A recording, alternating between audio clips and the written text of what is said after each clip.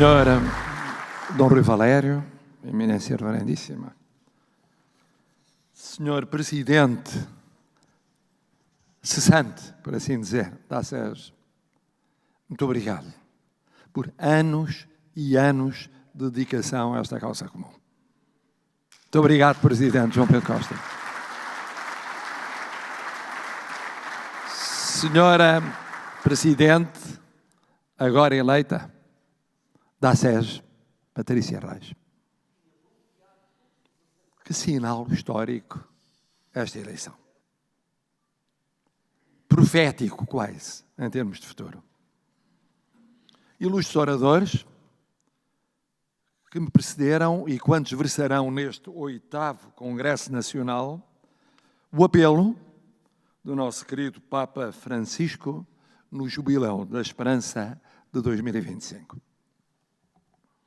Excelências, caríssimas amigas e caríssimos amigos, sejamos construtores da esperança.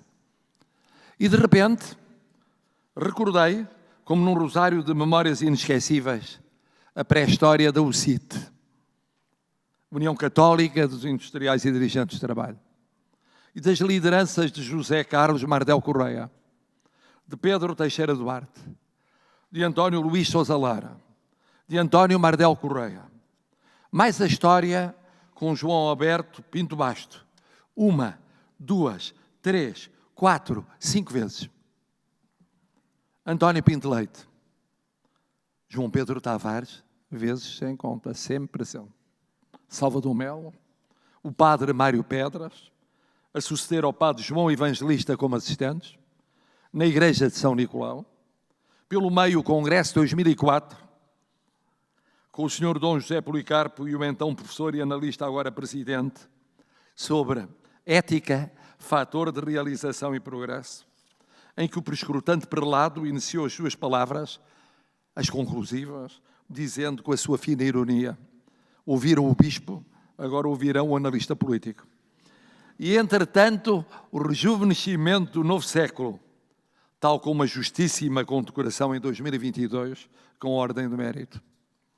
55 anos de luta, dos quais quase 25 da SES, para recriar a esperança, recriando a própria SES e conquistando mais e mais empresários e gestores cristãos ao serviço do bem comum.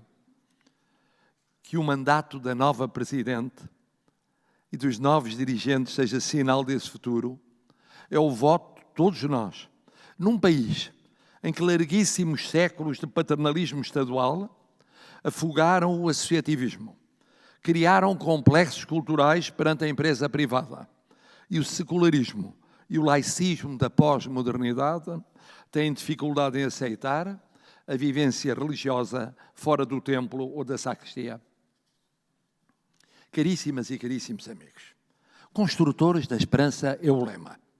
Hoje, mais do que nunca, porque a nossa história foi do século XV até quase aos nossos dias a do primeiro absolutismo europeu e de um dos mais duradouros. Embora sob vestes diversas, do frágil liberalismo oitocentista aos autoritarismos novecentistas, mais conservadores ou ultramontanos ou mais revolucionários, e às debilidades dos corpos intermédios e da sociedade civil, ou às tentações de normalizar ou condicionar instituições vindas dos primórdios da nacionalidade, as confrarias, as irmandades, as misericórdias. Hoje, mais do que nunca, porque as vivências do Império e do pós-Império encobriram e encobrem desenraizamentos e desilusões, que mais depressa convidam ao desânimo do que a refazer de rumos. Hoje, mais do que nunca, porque a demografia, a natalidade, expressão de uma cultura mais de conformismo do que de ir além, se soma a relativismos ao ver a vida, a sociedade, as pessoas, a sua essência, a sua existência. Hoje, mais do que nunca, porque a Europa, renascida após guerras devastadoras, sob o signo de valores personalistas, se cansou de várias das suas raízes, se ensimismou, se tornou somatório de egoísmos, trocou valores por algarismos de sucessos fugazes, antes de se render a algoritmos tão úteis se não forem desumanos.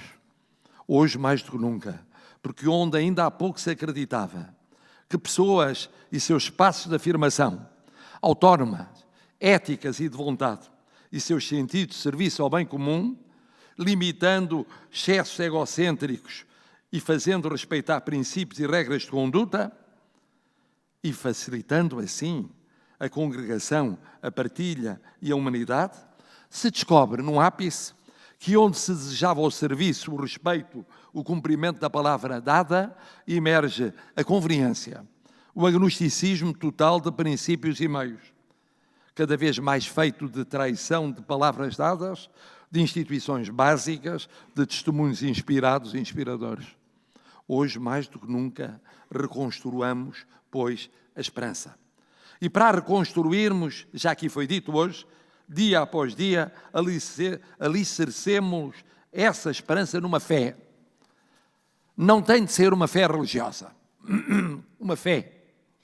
Uma funda convicção ou conjunto de convicções que podem e devem ser personalistas.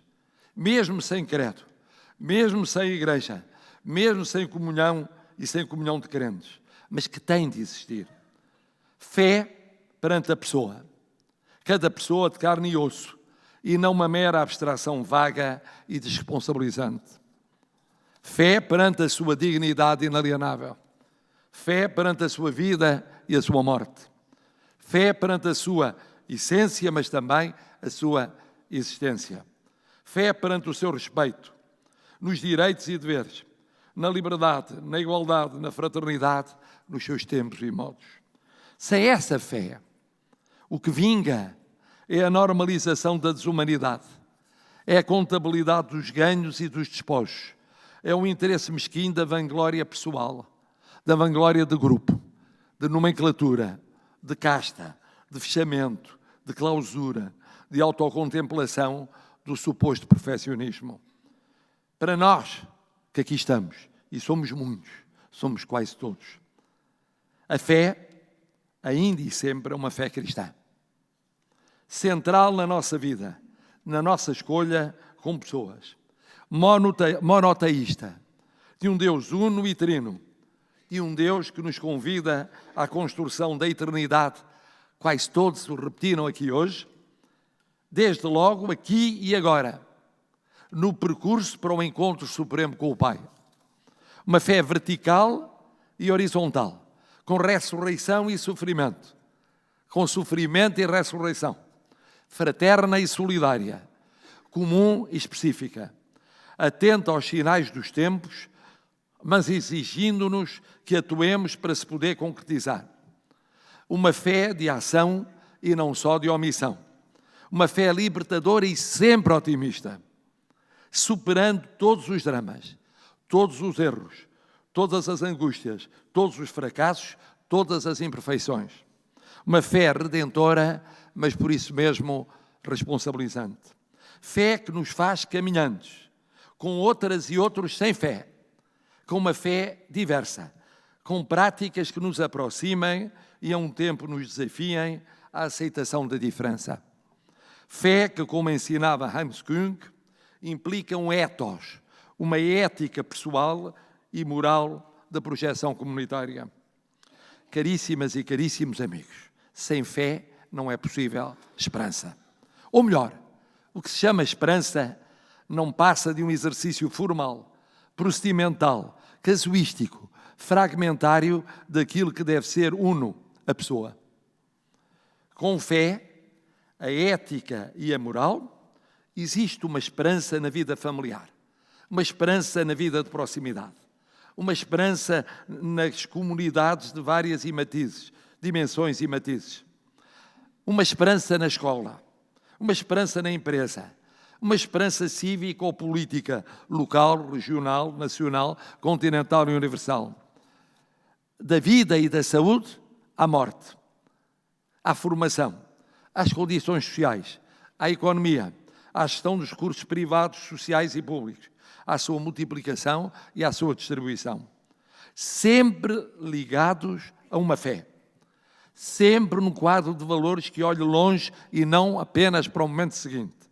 Sempre num caminho que seja conjunto, em comunhão e não exclusivamente individual, sempre militante e, sobretudo, nos dias, nas semanas, nos meses, nos anos de provação, de cultura do ser humano-Deus, do deslumbramento com o poder absoluto, com o ser perfeito, com a aversão à doença e ao sofrimento, com a mitificação do acessório ou do secundário, iniciando todos os dias, sem desesperar, a saga de Sísifo, por cada recuo, fazendo subir a pedra no declive mais tormentoso.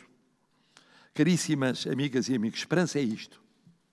É querer outro mundo menos egocêntrico e desumano.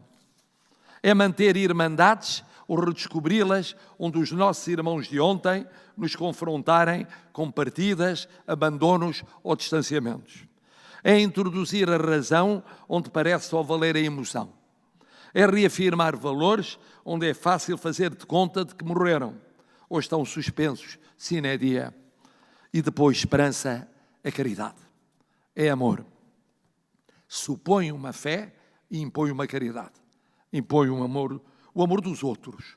Uma doação traduzida em compromissos de agir e de agir onde e como é mais premente e inadiável. Se quiserem, uma compaixão. Esperança sem fé é fácil presa de expediente ocasião. Esperança sem compaixão é roteiro de boas intenções, sem destinatários, sem toque de realidade encarnada. E por isso, sem capacidade de mobilização. E por isso, sem capacidade de credibilidade gregária. Nestes instantes que vivemos hoje, de aparente inevitabilidade de um novo ciclo universal, de substituição de uma muito enfraquecida ordem internacional, não por uma nova ordem, mas por uma desordem, ao sabor dos experimentalismos dos supostos quase deuses, de crise de uma certa Europa, tão necessária, mas tão formal, tão tecnocrática, tão esquecida da substância das coisas, de uma pátria que tem de continuar a manter incólume a sua vocação de plataforma entre culturas e civilizações, entre oceanos e continentes, com passado e futuro, só carecendo de vez em quando de ser tão plataforma cá dentro como é lá fora. Nestes instantes, tenhamos fé, que essa fé inspire a nossa esperança, que uma e outra mobilizem a nossa compaixão, o nosso serviço incansável de todos e neles dos mais esquecidos de todos. E que nós, cristãos, nos encontremos na primeira linha do serviço e na última linha do privilégio. Por isso aqui estamos, cristãos fiéis a uma fé, mulheres e homens leais a uma natureza e a um destino, inseparável daqueles com quem construímos, dia após dia, uma pátria chamada Portugal. Muito obrigado.